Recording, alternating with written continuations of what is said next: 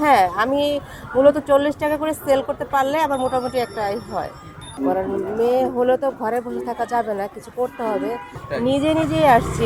মূলত ওই যে বললাম জব পাইতেছি না ওইভাবে। তাই ভাবলাম যে এরকম একটা কিছু করে দেখি। ড্রপশিপিংটা এটা ৩০ করে জর্দা। কারণ মেয়ে হলে তো ঘরে বসে থাকা যাবে না, কিছু করতে হবে।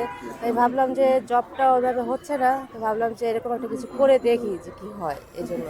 তো কত বছর হয় আপনি? কত বছর না ভাইয়া, আমি কয়েকদিন যাবত করতেছি। ১৫-২০ দিন হবে। তো কেমন রেসপন্স পাচ্ছেন আপনি? তাই পাচ্ছি মোটামুটি রেসপন্স। তো আপনি কি কেমন টাইমে বা কোথায় কোথায় বসেন? আমি ভাইয়া মূলত হচ্ছে ৪টা ৪:৩০ দিকে এখানে বসি, রাত্র ১১টা ১১:৩০ পর্যন্ত থাকি। এই জায়গার নামটা কি? এটা হচ্ছে মধুবাগ মাঠ। তো আপনার এই জায়গায় যে কয়েকটা আইটেম দেখতে পাচ্ছি, তো কেমন সেল হয়? হয় ভাইয়া, মোটামুটি সেল হয়। আমার আইটেম আরও থাকে, কিন্তু আজকে নাই, আরও কিছু আইটেম থাকে। আপনি কি কোনো সোশ্যাল মিডিয়ার মাধ্যমে কি বিক্রি করেন নাকি জাস্ট খালি? সোশ্যাল মিডিয়ায় আমার করি, মানে পোস্ট করি। আমার একটা পেজ আছে, ওখানে পোস্ট করি। তো আমি ওইভাবে অ্যাক্টিভ না, তো এই জন্য ওই রেসপন্সটা পাচ্ছি না।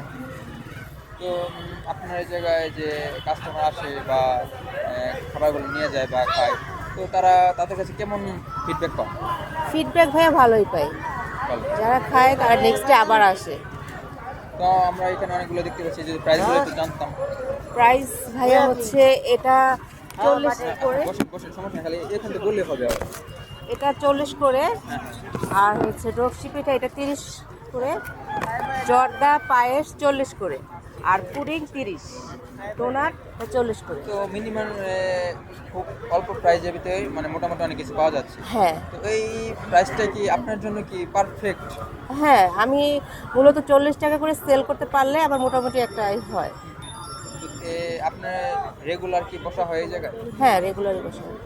কেমন মানে প্রতিদিন কেমন কাস্টমার আসে বা কেমন সেল হয়? হ্যাঁ, আসলে কাস্টমার একেক দিন হচ্ছে একেক রকম। কখনো অনেক হয়, আবার কখনো কম হয়। সবসময় তো আর একরকম হবে না। একেক সময় একেক রকম। তো আপনি যে মানে প্রশ্নটা আবার রিপিট করতেছি, এখানে যে আপনি এই পেশায় আসছেন, তো কাউরটা দেখে আসছেন নাকি নিজে নিজে একটা? নিজেই আসছি।